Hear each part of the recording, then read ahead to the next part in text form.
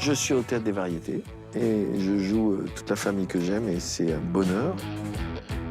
Ma vie, c'est ce moment magnifique où je sais que je vais rentrer sur scène et à ce moment magique où je me dis mais quelle chance j'ai de rentrer sur scène encore une fois, quelle chance j'ai de faire ce métier, quelle chance j'ai d'être dans cette loge où il y avait Pierre Brasseur, où il y avait Belmondo qui sont là.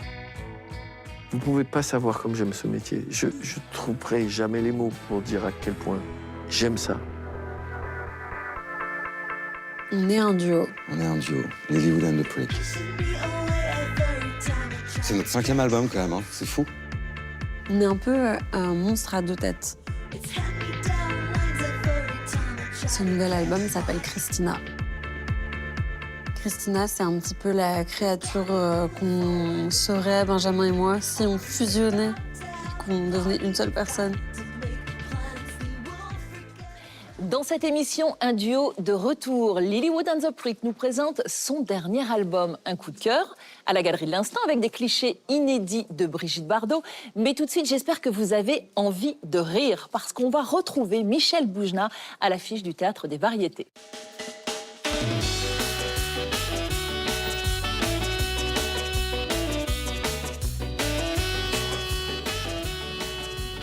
Bonjour, c'est tellement bouleversant de vous voir.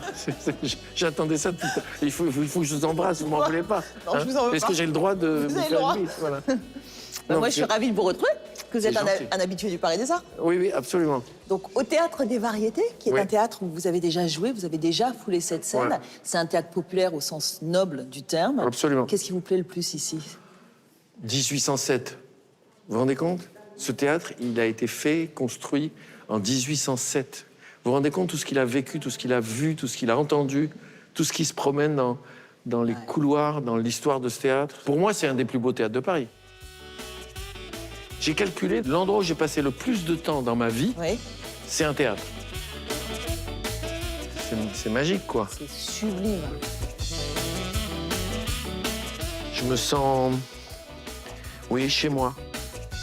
Donc là, on est vraiment dans le ventre du théâtre. Oui, on est dans l'endroit caché. On est dans l'endroit où on peut passer de la vie réelle à la fiction. Parce qu'à partir du moment où on en sera au bout de son couloir, on rentre déjà dans le spectacle et dans l'imaginaire du spectacle. Toute la famille que j'aime. C'est l'histoire de ma famille, en fait. Et je crois qu'on est une famille un peu spéciale. Là, c'est mon père, papa. Il a réussi. Il collectionne pas que les guitares, hein. Mais s'il y a vraiment un truc qu'il assume, c'est sa passion pour Johnny. On va dans la loge.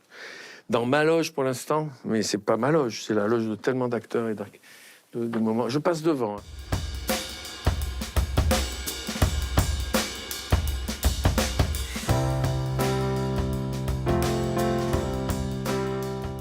Michel, dans la pièce Toute la famille que j'aime, vous êtes ce fan de Johnny qui a 2 enfants. Il les a appelés Laura et David. Et ces enfants sont juste abominables, odieux avec lui. Pourquoi? Ben parce qu'ils sont sûrs qu'il va les déshériter. Ils sont fous. Mais lui aussi, il est pas clair, hein. Mais ça, on le découvre à la fin de la pièce. C'est un truc sur le meurtre du père, au fond. Et c'est déposséder son père. Parce qu'ils sont sûrs que lui va les déshériter. Donc, Pourquoi Pourquoi est-ce qu'ils ont cette conviction? à cause de Johnny.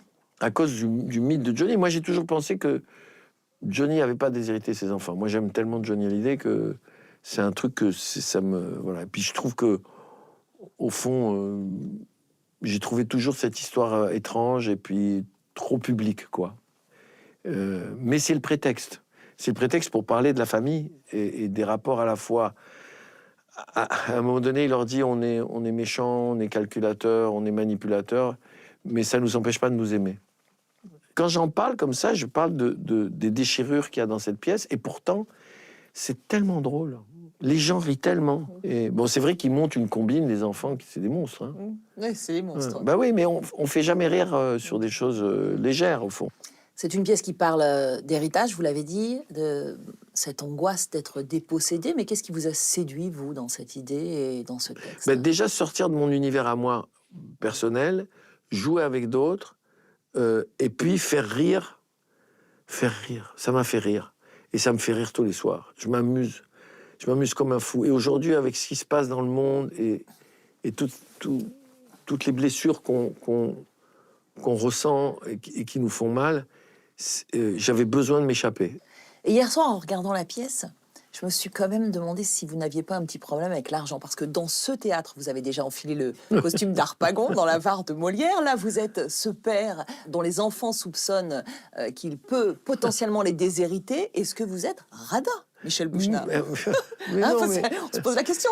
Mais en fait, le nombre de pièces où l'argent est un enjeu formidable dans les rapports familiaux, c'est incroyable. Non, je suis pas radin, mais non, pas du tout. Non. J'aimerais bien. Par moments, je vous jure que j'aimerais bien être radin un petit peu. C'est toujours intéressant de travailler sur le travers des gens. Et l'avarice est un travers formidable. Est-ce que vous, l'argent et le succès, ce truc qui arrive avant l'argent, vous ont changé? Au début, quand j'ai commencé à avoir du succès au théâtre, non. Il y avait quelque chose de simple, de fluide. Mais à partir de 3 hommes un couffin, c'est sûr que c'était tellement énorme. Le succès était tellement fort. Qu'est-ce que c'est que ça? Bah, tu vois, c'est un couffin avec un bébé dedans et une lettre dessus. Mais qu'est-ce qu'on va en faire? Et j'ai eu 6 mois... Avec un melon comme ça? Oh là, mon Dieu. J'ai eu honte. J'ai eu honte, c'était horrible. C'était horrible, parce qu'au bout de 6 mois, j'ai... Dégonflé. Ouais, ah bah oui, je me suis regardé, j'ai dit, mais c'est pas possible, je suis en train de devenir fou, quoi. J'étais devenu fou. C'est très déséquilibrant, vous savez. Et puis c'est le regard des autres qui change. Ça vous fait changer. Parce que tout d'un coup, on vous regarde pas pareil. Elle a peut-être faim? Déjà? Bon, c'est une pièce, évidemment, c'est une comédie. Je sais que vous n'avez jamais imaginé faire ce métier sans faire rire, mais alors, un grand rôle tragique, non, c'est pas une option. Il y a plus beau que le rire. Est-ce qu'il y a plus beau? Vous savez, quand vous voyez quelqu'un rire, ce que vous voyez sur son visage, c'est ce qu'il était quand il était petit. Le rire, c'est de l'enfance qui remonte au visage, tout le temps. Combien de fois j'ai vu des mecs avec une cravate, un peu... À Marseille, on dit cousu du cul, comme ça, ou assis sur un clou. Vous savez, et puis, quand j'arrive à les attraper et que je vois ce sourire arriver, ça devient des gamins. Ça devient des enfants. Et c'est bouleversant. C'est la plus belle chose du monde pour moi. Si on regarde dans le rétroviseur du one-man show au théâtre, du cinéma à la mise en scène, quel est le moteur qui vous fait vous lever tous les matins et le carburant pour le faire fonctionner? Ce que je vais faire. Jamais ce que j'ai fait. Et je m'intéresse qu'aux rêves que j'ai devant. Là, maintenant, quand on parle, c'est la représentation de tout à l'heure. Il faut que je sois à la hauteur de ce rêve-là. Et après, je vais penser à ce que je suis en train d'écrire. Je pense à devant, c'est ça qui me fait vivre. Ce que j'aime, c'est demain. On part à présent à la rencontre d'un duo. Depuis ses débuts, Lilywood and the Prick navigue entre électro, folk et pop sans jamais renoncer à une écriture libre, instinctive et profondément ancrée dans l'époque. Nelly Hadida et Benjamin Coteau nous présentent leur nouvel album, Christina. Hello! Hello. Salut. Ravi de vous rencontrer pour parler de ce nouvel album, Christina. C'est un album que vous avez conçu, non pas comme une succession de titres, mais comme un tout. Il y a ce côté conceptuel, et puis dans le son, il y a un côté sombre, une sorte de malaise. Vous aviez envie de vous mettre en danger, peut-être d'explorer des choses que vous n'aviez pas explorées jusqu'alors? Je pense que l'album reflète vraiment ça, une ouverture d'esprit qu'on n'a pas forcément eue par le passé, parce qu'on était peut-être trop jeunes. Oui, et puis je pense qu'on avait fait un peu peut-être le tour de ce qu'on pouvait faire à deux, même si on a encore plein de choses à faire ensemble. Et je crois que c'était un peu le moment aussi de s'ouvrir à d'autres artistes, à des collaborations. Et ça aussi, pour le coup, je pense que c'est aussi dans l'air du temps de travailler à plusieurs. Et ça nous a fait vachement de bien, et on est très contents d'avoir fait.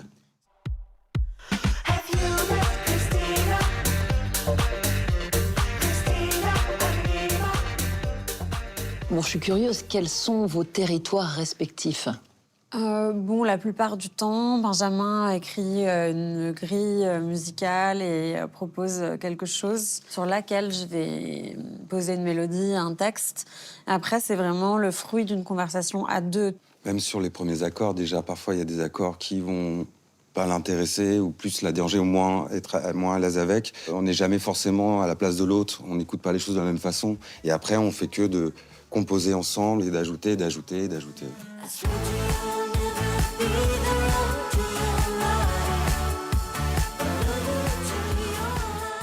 Bon, bah, j'imagine qu'il vous arrive de ne pas être d'accord. Ça se passe comment dans ces cas-là? Porte se claque. Les portes se claquent de temps en temps.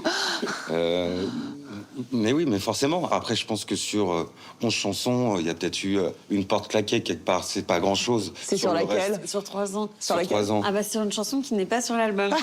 Ah oui, donc Elle a gagné. dehors.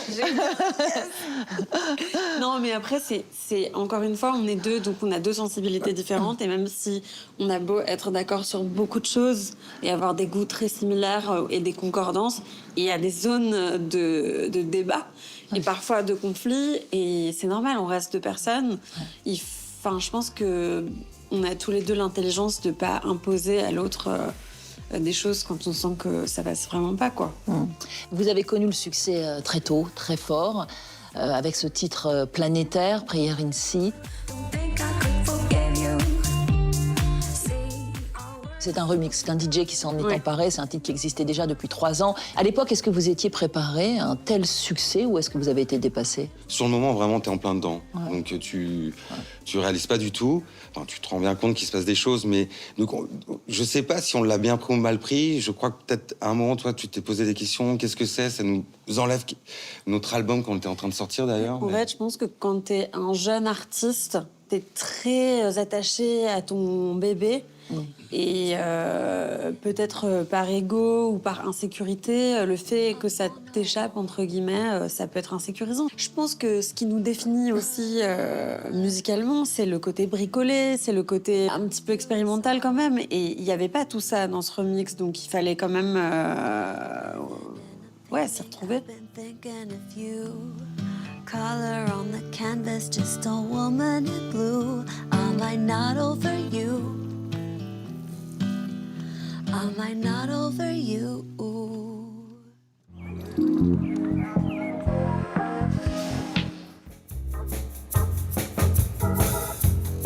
À l'honneur cette semaine dans notre coup de cœur, Brigitte Bardot. Elle nous a quittés récemment, mais le mythe n'est pas prêt de disparaître. Icône absolue, femme multiple, clivante, elle a bouleversé les codes de la féminité. La Galerie de l'Instant rend hommage à la première Bardot, celle des années 50 à 70, libre, solaire, indomptable. Il y a un parti pris dans cette exposition, célébrer la Brigitte Bardot des débuts. Qu'est-ce que vous avez envie de montrer? On avait envie de montrer la Brigitte Bardot qui finalement peut-être va rester, qui est un symbole de liberté, d'indépendance, peut-être plus que le personnage qu'elle était vers la fin, dont je me sentais assez éloignée. Ce qui frappe dans ces images, c'est ce côté si naturel.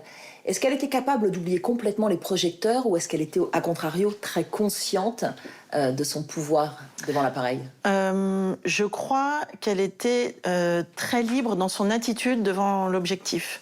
C'est-à-dire qu'il y a une liberté du corps qui n'est pas vue comme quelque chose de sale, d'obscène, comme ça pouvait être le cas encore à l'époque. Il faut se remettre dans le début des années 60, le choc que ça a été pour les générations plus âgées de découvrir la liberté de ce corps qui était vraiment, qu'elle symbolisait parfaitement. C'est vrai qu'elle a bouleversé tous les codes par son rapport, vous venez de le dire, au corps, mais aussi à la liberté, au désir. Est-ce que cette exposition raconte cette émancipation ? Oui, on voit bien sur de nombreuses photos, peut-être même une nonchalance. On a une photo d'elle, elle est avec Manitas de Plata, elle est assise, on voit bien qu'elle passe un bon moment, et la jupe est tellement courte qu'on voit ses sous-vêtements, et on voit bien qu'elle s'en fout complètement, et il y a beaucoup de naturel. Si on devait ne retenir qu'une seule chose, peut-être un sentiment, une émotion, un regard en sortant de la galerie, ce serait lequel ? Moi, j'aime beaucoup une des photos vintage qu'on a où elle rit en cachant sa main derrière le poing. C'est peut-être les moments où elle est le plus naturelle avec un petit pull, un jean, les cheveux en bataille, que je la trouve la plus touchante. Merci beaucoup, Julia. Merci Valérie. On va évidemment se quitter en images et on se retrouve très vite pour de nouvelles aventures. À bientôt.